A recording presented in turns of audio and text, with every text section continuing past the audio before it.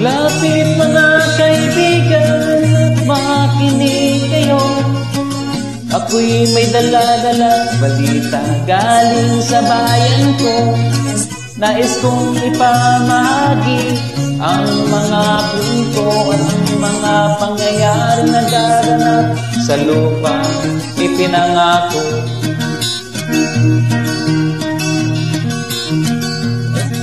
Ang lupang pinanggalingan ko'y may bahid ng dugo. May mga lorong di makalipad nasa halwang pinto.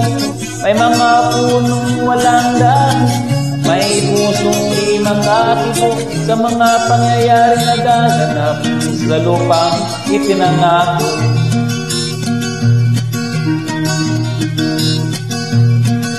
Mula nang makita ko ang lupa ito, nakita ko rin ang mga munting apoy sa puso ng tao. Dinatungan ng mga kabutan hanggang sa lumago. Ngayon ang puso'y may takot sa lupang pinangako.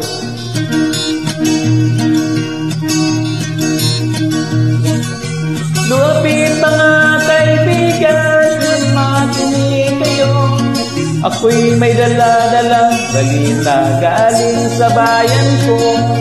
Nais kong ipamahagi ang mga kwento at ang mga pangyayaring nagaganap sa lupang ipinangako.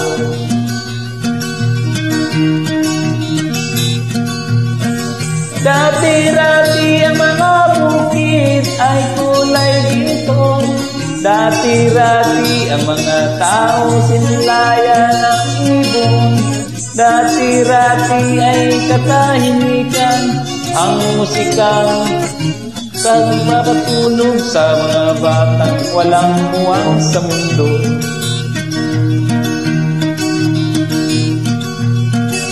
Ngayon ang lupang ipinangako ay nagsusumamo. Pagtakan niyo ng luha ang apoy sa kaniyang puso.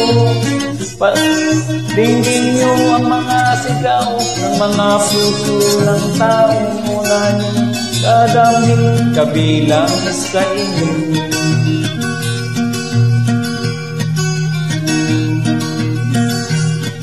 Doon mga kaisunan upang inaw ka mo. Doon ako'y dala ng mga balita gikan sa banwa ko. Gusto kong ipaibalo ang mga istorya na nagahigay sa banwa gisa nato.